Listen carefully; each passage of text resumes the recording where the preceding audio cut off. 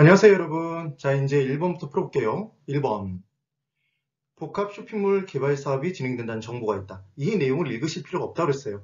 물음표 바로 앞을 보면 이 정보의 현재 가치는 얼마입니까? 이렇게 문제를 물어봤잖아요. 그럼 정보가치 계산 문제입니다. 정보가치 계산 문제 어떻게 풀었죠? 차는 안 돼요, 할인이. 차 안 됨, 할인이었어요.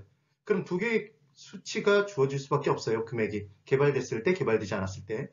6억 500만 원 그러면 60500이죠. 개발되지 않았을 때 3억 250. 그래서 이때 숫자를 60500 마이너스 이게 차예요. 30250을 해주면 계산기가 30250을 가르쳐 주겠죠. 우리에게 가르쳐 줍니다. 그럼 이 부분에서 이제 안 되는 걸 찾는 거죠. 항상 개발될 가능성이 얼마라고 줘요? 그럼 40%가 개발될 가능성이면 개발 안 될 가능성은 당연히 60%예요. 그래서 0.6을 곱하는 거죠. 중요한 건 안 될 확률을 곱하시는 겁니다. 그럼 이때 계산기가 18150이라고 사랑스럽게 속삭여요. 그럼 이제 할인만 남았죠? 할인율을 찾는 거예요. 연 10%랍니다. 그럼 얘는 1.1이겠죠? 1.1로 나눠주면 되는데 지금 2년 후래요. 그럼 얘는 두 번이었죠, 여러분? 그럼 1.1을 또 한 번 나눠주시면 돼요. 그럼 수치가 15000이 될 겁니다. 지금 보기에서 15000으로 되어 있는 건 1억 5천만 원밖에 없죠. 그래서 답은 5번이에요. 그래서 이 부분에 자릿수를 000000을 뚫리지 않는 게 이 문제의 포인트였죠. 정보가치 기억합니다. 차 안 됨 할인이에요. 2번. 투자자가 이 부분에 정기적금에 가입했다. 이 적금의 현재 가치는 얼마입니까? 이렇게 돼 있어요. 그럼 이 부분에서 확인해 주셔야 될 건 구입자금 마련하기 위해서 3년 동안 매년 초에 4천만 원씩이래요. 그럼 4천만 원을 3번 적어주시면 되는 거죠. 3번. 연금이니까. 그때가 아까 언제 발생했는지를 판단하기 위해 우리는 얘를 그려주시면 좋다고 그랬어요. 1년 초, 2년 초, 3년 초, 3년 말이겠죠.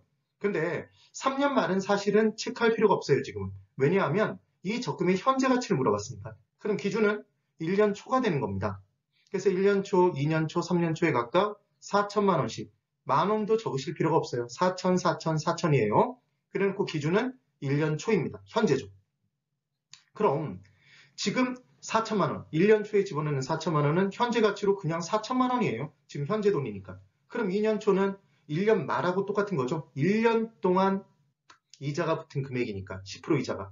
걔를 현재 가치로 고치려면 1.1로 한 번 나눠주셔야 되는 거죠. 지금.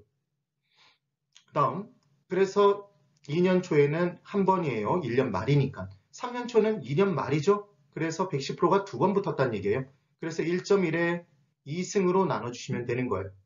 그럼 계산기로 두들길 때 그냥 지금 1년 초 4천은 그냥 4천을 적어주시면 되는 거죠. 1.1에 0승은 1이니까. 그럼 4천이에요. 그 다음 2년 초의 금액 한 번 붙은 거니까 110%한 번이니까 4천 나누기 1.1을 해주시면 됩니다.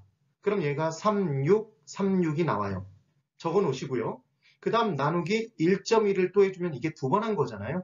그럼 바로 계산기가 3305라고 속삭여요. 되셨죠? 그럼 이 셋을 더해주시면 이게 현재 가치잖아요. 이 연금에, 3년 연금에. 그럼 더해줬을 때 10941이 나옵니다. 그때 10만원 단위 이하는 절사, 버려버린다라고 얘기했으니까 10만원 41부터 버려버려요.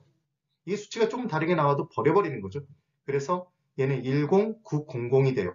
그러니까 가장 근사치로 있는 건 당연히 4번이죠. 이해되셨나요? 그래서 이게 연 말이 되면 내용 달라진다는 거 기억해 두셔야 돼요. 3번. 원가법에 의한 대상 물건의 적산가액을 구해보랍니다. 그럼 적산가액은 남아있는 거였죠, 여러분? 제조달원가에서 감가수정 빼고 남아있는 게 적산가액이었어요. 그래서 남아있는 것 잔존 내용연수가 포인트였습니다. 이때 신축에 의한 사용 승인 시점이 있는데 이 부분 들어가기 전에 제일 먼저 확인해야 될 건 연수수명법에서 무슨 방법에 의하는지를 꼭 기억해 두셔야 돼요. 지금 봤더니 감가수정 방법이 정액법이네요. 정해진 액수로 까나가는 방법이었죠. 그러면 이제 정해진 액수를 찾는 게 중요한 포인트인데 우선 신축에 의한 사용 승인 시점, 이게 만든 시점이죠. 2020년 10월 29일이랍니다. 그때 기준 시점은 2022년이에요. 그럼 이때 2년 경과된 거죠. 경과된 건 2년이에요. 2년 다 없어졌구나. 사용 승인 시점의 신축공사 비용이 그럼 지금 2년이 달아 없어졌으면 남은 건 전체 50년 중에 48년이 남아있다는 거죠. 일단. 그리고 사용 승인 시점의 신축 공사비는 5억이랍니다. 얘가 만든 시점의 조달원가였죠. 근데 얘를 기준 시점의 제 조달원가로 바로 사용하면 안 돼요. 물가가 상승하니까. 그래서 지금 공사비 상승률이 매년 전년 대비 8% 상승이랍니다. 지금 중요한 건 매년 8%씩 상승이죠. 그럼 2010년부터 2021년까지 2020년부터 21년 1년 동안 8% 상승, 108% 한번 곱해줘야 되죠. 1.08. 그 다음 21년부터 22년까지 1년 동안 또 108%. 두 번 곱해주는 게 포인트예요. 근데 이게 만약 기간 중에 8% 상승했다 그러면 얘는 108%한 번만 곱하는 거였죠. 주의 꼭 해두셔야 됩니다. 그래서 저는 계산기로 두들길 때 5 곱하기 5억을 0을 8개 절대로 두들기잖아요. 5 곱하기 1.08 곱하기 1.08. 2년인데 매년이니까. 그럼 계산기가 5.832라고 속삭여요. 그 상태에서 이제 우리는 전체 재조달원가 100%에서 잔존가치만큼은 달아 없어지지 않으니까 걔를 뺀 전체 상가액을 구하잖아요. 근데 지금 잔존가치가 없네요. 그러니까 100%를 까야 되는 거죠. 몇 년에 걸쳐서? 전체 내용연수 50년 동안. 그러면 50으로 나눠주면 얘는 2%죠. 당연히 2%예요. 근데 2% 몇 년 경과됐어요? 2년이 경과됐죠, 지금. 그럼 당연히 4%가 달아 없어진 거니까 몇 프로가 남았죠, 전체 중에? 96%가 남은 거예요. 96%가. 이렇게 꼭 계산을 해보세요. 그러면 이제 기준 시점의 제 조달 원가를 우리는 구해놨잖아요. 5.832로. 그럼 5.832를 곱해주면 되겠죠? 이걸 0.96을 곱해주셔도 되지만 저는 그냥 5.832 곱하기 96을 해줘요. 그럼 얘는 계산기가 559.872 이렇게 사랑스럽게 속삭입니다. 그럼 이 숫자 배열로 돼 있는 걸 보기 중에서 찾아주면 그것이 답이라는 거죠. 되셨나요? 그러니까 지금 3번에 답이 있죠. 이렇게 문제를 풀어주시는 거예요. 꼭 한번 기억해 주셔야 돼요. 여기서 중요한 건 만든 시점에 조달원가 바로 쓰면 안 된다. 기준 시점에 재조달원가로 고칠 때 물가 상승률을 적용해 준다. 기간 중에 물가가 상승했다면 한 번만 적용해 주면 되고 매년 상승했다 그러면 그 연수만큼을 곱해줘야 된다. 기억 꼭 해두세요. 반드시 기억하시는 겁니다.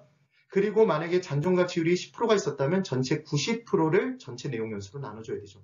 20%가 잔존가치율이면 80%를 전체 내용연수로 나눠줘야 되다. 이 내용입니다. 꼭 확인해 두세요.